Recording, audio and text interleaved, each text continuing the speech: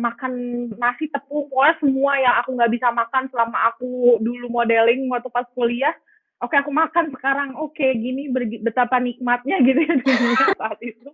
Aku tuh nggak menstruasi 3 bulan, Kak. Aku tuh nggak cocok sama obat hormonnya. Aku jerawatan satu muka, bener-bener aku tuh dulu nggak pernah jerawatan sama sekali. Itu satu muka, Kak.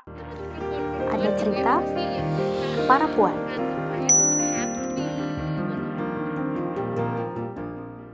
Halo kawan puan, kita bertemu lagi di podcast Cerita Para Puan. Victoria's Secret, Nike, Calvin Klein. Ini adalah brand-brand besar yang saat ini punya satu persamaan. Mereka sama-sama mengubah brand image-nya terhadap produk-produk yang ditujukan buat perempuan. Apa maksudnya sih? Maksudnya tiga brand ini termasuk yang menyuarakan soal body positivity. Mereka merangkul banyak model-model plus size. Sayangnya, nggak semua menyambut baik perubahan ini. Banyak juga yang tetap melemparkan komentar negatif. Mereka bilang bahwa, ngelibatin plus size model tuh malah justru mendukung gaya hidup yang nggak sehat. Nah, kawan puan yang akan bercerita hari ini paham betul soal perdebatan yang lagi terjadi, khususnya dari sisi plus size model. Selain sebagai model, kawan puan asal Bandung ini juga banyak dikenal sebagai beauty blogger dan vlogger. Setelah mengalami masalah kesehatan, kurang lebih setahun lalu, kawan puan kita mulai menjalani diet. Bobot tubuhnya yang tadinya di atas 100 kilogram, akhirnya kini turun sebanyak 35 kilogram, kurang lebih. Sayangnya meski berat badannya sudah turun, saat ini sudah stabil, kawan puan kita ini malah tetap saja nggak bebas dari komentar negatif soal tubuhnya. Kawan puan kali ini adalah Kania Dahlan. Nah, seperti apa sih diet yang dijalani Kania? Seperti apa juga perjalanannya tentang menemukan dan mengasihi diri meskipun tubuhnya juga berubah secara fisik? Bagaimana juga Kania menghadapi komentar negatif yang diterimanya sebagai plus size model? Nah, semuanya ini akan kita gali, akan kita tanya-tanya sambil ngobrol-ngobrol di podcast kita. Nah, sekarang kita sambut saja kawan puan kita, Kania Dahlan. Halo Kania. Halo. Akhirnya kita bertemu meski secara virtual gini ya. Iya. Kania, aku mau tanya deh. Ini kan banyak yang orang tahu kalau Kania itu adalah seorang plus size model kan. Oke. Itu udah banyak banget gitu. Terus di Instagram juga dikenalnya sebagai plus size model. Itu awalnya 10 tahun lalu ya? Iya, kayaknya sekitar segituan 2012-an kayaknya. 2012 atau ya sekitar 2012.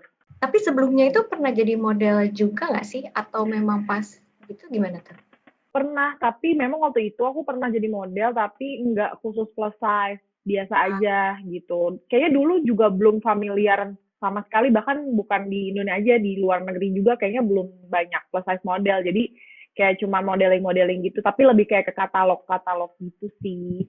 Gitu. Oh, katalog-katalog, tapi kayak pakaian dan segala macam gitu ya? Iya, betul. Oh, I see. Nah, itu waktu akhirnya sebelum jadi yang plus size model itu pernah ini nggak sih? Pernah berusaha menyesuaikan karena ada syarat-syarat tertentu gitu nggak sih? Iya. Aku cuman makan roti gandum 1 lembar, terus telur rebus putih 2 sehari, sama sisanya sayur sama buah. Apalagi kalau kita ada di dalam sebuah agensi, semuanya tuh dilaporin kan. Maksudnya kayak kita mau ganti cat rambut, terus mau naik berat badan, mau turun berat badan, dan emang ada kayak standarnya lingkar dada segala macam. Jadi emang harus, dan mau nggak mau kalau emang mau modeling harus ngikutin standar itu awalnya waktu pertama kali aku modeling. Cuman waktu itu tuh bener-bener menurut aku dietnya nggak sehat sama sekali, karena emang dietnya tuh tujuannya emang bener-bener buat ngejaga berat badan dan kurus kan. Sampai aku tuh inget banget suka sering kelayangan kalau berdiri pusing Iya, kayak iya, iya. gitu-gitu. Aku kan juga rutin donor darah. Setiap kali dicek pasti HB ku tuh rendah banget juga. Akhirnya setelah, aduh nih kayaknya diet nggak sehat gitu ya. Jadi kan makannya jadi lebih normal ya, nggak satu itu lagi kan, satu roti lagi. Akhirnya ceritanya di saat itu berat badan naik. Iya, naik. Karena aku mulai makan nasi. Nah, dan bukan cuma makan nasi aja, makan nasi, tepung, pokoknya semua yang aku nggak bisa makan selama aku dulu modeling waktu pas kuliah. Oke, aku makan sekarang. Oke, gini betapa nikmatnya gitu ya dunia saat itu. Semua aku makan sih. Akhirnya waktu pas skripsi, salah satu triggernya mungkin aku makan banyak itu stres skripsi. Terus aku akhirnya pilih kayak udah nggak kuat deh di agensi ini. Akhirnya aku udah keluar. Terus aku kayak udahlah nggak akan modeling lagi. Jadi aku sempat off juga kayak ya udahlah hidup aja biasa aja gitu, kerja biasa aja gitu. Lalu akhirnya ditawarin jadi plus size model? Awalnya itu malah aku karena share aja di Instagram OOTD gitu, nggak ada apply, nggak ada masuk agensi sama sekali kayak gitu. Jadi benar-benar share terus akhirnya ada opportunity, akhirnya aku ambil gitu. Apa yang lalu men-trigger tahun lalu Kania akhirnya memutuskan untuk mau diet gitu. Itu yang kita ketahui juga kan gitu. Atau jadinya triggernya itu semacam balik lagi gitu? Aku tuh nggak menstruasi 3 bulan, Kak. Itu menakutkan banget buat aku. Aku juga konsultasi ke obgyn, dan waktu itu tuh sahabat dekatku juga kayak ada penyakit, dan setelah itu aku banyak denger beberapa penyakit gitu ya. Jadi aku akhirnya mikir setelah konsultasi, oke, harus harus mulai diet, dan ternyata benar setelah aku nyobain 1 minggu, aku tuh udah dikasih sebenarnya, udah diresepin obat hormon sama dokter. Tapi aku tuh nggak cocok sama obat hormonnya. Aku jerawatan satu muka, bener-bener aku tuh dulu nggak pernah jerawatan sama sekali. Itu satu muka, Kak. Aku juga sempat nulis di blog aku, itu bener-bener gede-gede kayak bisul di muka aku.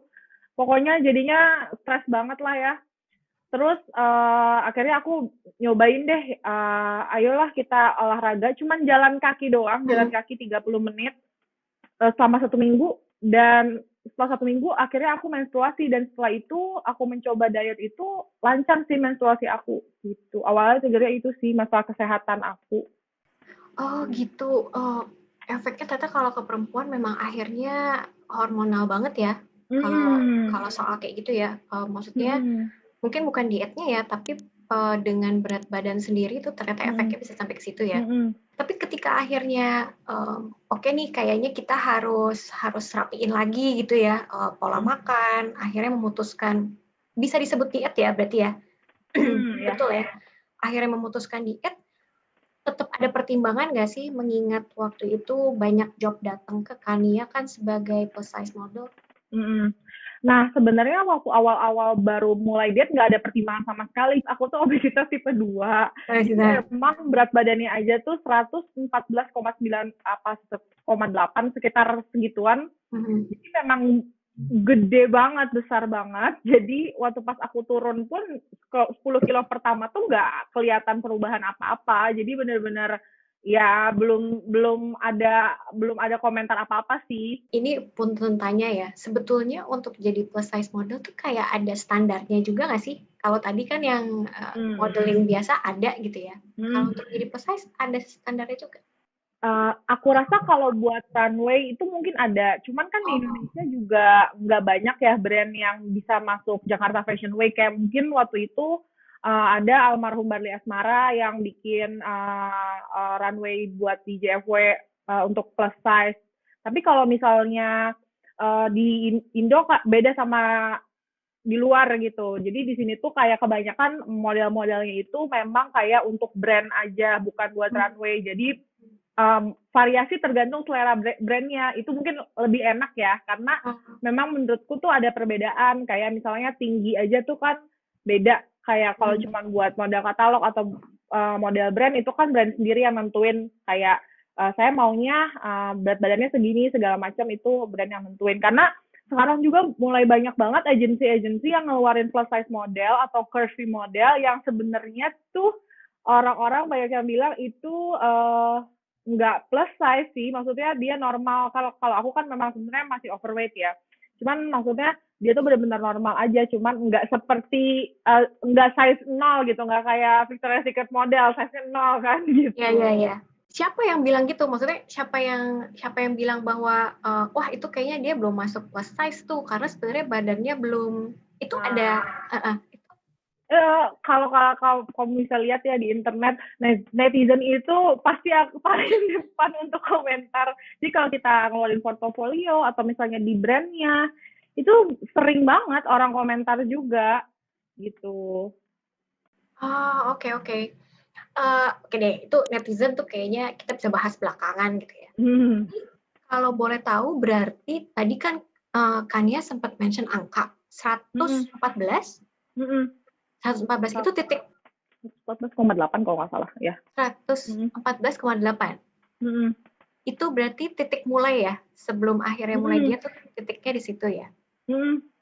Sekarang angkanya udah stabil. Udah, dan emang udah susah turunnya. Jadi aku pertama tuh turun 30 kilo pertama tuh menurut aku cukup sehari itu 0,2 kilo. Jadi itu emang saran dokter gizi juga, sehari itu 0,2 kilo, tapi aku nggak pernah nimbang sama sekali sih, karena aku juga takut stres gitu kan. Jadi aku nimbang paling sebulan sekali atau ada yang nanya gitu. Nah, setelah 30 kilo pertama ke 10 kilo selanjutnya itu mulai agak mental ya, agak susah gitu. Jadi memang kalau semakin sedikit lemak yang ada di badan memang makin sulit juga turunnya. Itu setelah 40 itu memang susah sekali sih. Tapi aku juga nggak pengen turun berat badan lagi, cuman pengen stabil aja. Karena yang paling susah mempertahankan. Sama lah. Iya. Itu benar. Jadi apa? Olahraga atau tetap di maintain olahraga ya? Olahraga dan makan juga sih. Itu dua hal yang kayaknya nggak, itu lifestyle sih jatuhnya, benar-benar ngeganti pola hidup. Jadi dulu tuh aku pertama kali obesitas itu aku tuh cuman bisa jalan kaki. Kebetulan waktu itu belum ada COVID ya, jadi aku jalan kaki 30 menit karena memang dulu tuh kakiku tuh sampai merah-merah gitu loh, saking beratnya kali ya badan aku, bayangin harus pergelangannya gitu ya? Iya, merah-merah gitu, dan kayak hampir urat-uratnya juga gitu kan kelihatan. Jadi nggak bisa aku dipaksain lari tuh, bakalan cedera. Aku juga waktu itu punya temen yang runner gitu, dia bilang nggak usah dipaksain, jalan santai aja, jalan cepet. Makanya aku bilang jangan pilih olahraga yang susah, pilih aja yang kamu suka, yang gampang tapi rutin gitu. Jadi aku cuman mulai dari jalan kaki 30 menit. Akhirnya waktu itu aku udah mulai bisa main badminton. Aku main badminton tuh kan. Oke, udah bisa nih main badminton, kan badminton agak gerak sedikit lah. Terus setelah pandemi itu aku mulai kayak aduh ngapain lagi ya gitu. Akhirnya aku lihat-lihat di YouTube, arm workout kayak gini, terus juga full body workout kayak gini, terus aku ikutin, terus aku yoga. Cari yang aku bisa aja sih gitu. Dan dari awal aku turun berat badan sampai detik ini aku juga memang sendiri di rumah aja olahraganya gitu. Makanannya sendiri ada perubahan nggak sih, maksudnya untuk memaintain ya? Jadi aku memang setelah dari awal itu udah nggak sama sekali makan nasi. Kenapa? Karena aku tuh craving untuk terigunya itu tinggi banget. Aku suka kriuk-kriuk gitu. Ya. Jadi terigu aja tuh kan bisa jadi gula gitu kan. Jadi aku menghindari yang menurut aku bisa aku hindari, kayak minuman manis yang udah jelas gula, dessert, terus nasi itu menurut aku nggak terlalu esensial. Maksudnya aku tuh bisa survive sama nasi karena aku udah terbiasa kali ya dulu nggak makan nasi. Jadi aku ngeganti nasinya itu sama sayur dan karbo yang lain gitu. Oh, nasi itu sebenarnya nasi putih ya, yang paling katanya paling berbahaya nasi putih. Iya, tapi aku nggak tahu juga ya, karena waktu pas aku sempat baca nasi merah juga ada, cuman itu balik lagi kalau aku sendiri memang dan aku kan genetik juga kan, jadi aku juga benar-benar ngejaga banget nih, kayak aku nggak mau sakit gitu, dan aku juga benar-benar ngejaga gulaku, makanya aku bisa ngekat nasi. Sebenarnya kalau orang cuma mau turun berat badan, banyak yang aku juga selalu bilang kalian nggak harus ngekat nasi gitu. Ada banyak cara gitu. Tapi karena aku ngerasa waktu itu ini yang mudah buat aku, jadi itu yang aku lakuin. Karena ada beberapa orang yang nggak bisa kan makan nggak pakai nasi, gimana sih rasanya gitu. Saya tuh nggak bisa. Gitu. Jadi ya Oh, gitulah. oke. Kalau misalnya sebelum diet yang terakhir kali ini ya, sebelum-sebelumnya pernah juga nggak sih mencoba diet atau kayak baru ini nih yang betul-betul diet gitu? Aku karena balik lagi aku genetik dari ayahku, jadi emang aku dari kecil ya udah cabi deh Kak, udah gempal gitu ya. Jadi aku sempat berat badanku tuh sempat kurus banget, terus aku gemuk lagi, kurus itu terus-terusan seperti itu gitu. Dan waktu pas aku pun udah modelin di plus size itu, ada beberapa brand juga kan yang request kayak misalnya aku mau berat badan kamu 85, oh syuting ini harus 95, ya itu naik turun terus gitu loh. Jadi buat aku tuh diet kayak seminggu harus naik atau turun tuh saat itu karena pekerjaanku masih belum bisa aku nentuin kayak karena aku dulu baru ya Kak, jadi ngikutin gitu kan. Iya. Maksudnya di request harus naik 3 kilo seminggu ya naik, turun ya turun gitu. Kalau sekarang kan aku udah bisa bilang kayak aku stabilnya di sini, kira-kira cocok atau enggak sama brandnya. Ya. Jadi aku sering banget sih ngelakuin diet tuh sebenarnya gitu. Aku dengar ceritanya Kania agak kaget juga ya bahwa ternyata requestnya tuh sampai sedetail itu gitu, mintanya tuh angka pasti gitu, bukan yang kayak naikin dikit dong atau itu kan relatif ya. Pasti. Lebih ke lingkar dada sih, lebih ke sentimeter malah bukan kilogram. Cuman aku kayak udah bisa sentimeter tuh kayak lebih presisi lagi gitu soalnya. Jadi lebih ribet lagi sih menurutku karena cuman aku kayak bisa ngira-ngira oh kalau kurang berapa senti berarti harus turun berapa kayak gitu. Jadi oke, gitu udah bisa karena kan mereka punya bajunya itu misalnya LD-nya untuk 105, ya kalau aku lebih atau aku kurang nggak akan bagus dipakai gitu. Jadi memang lebih harus pasti gitu, sesuai gitu.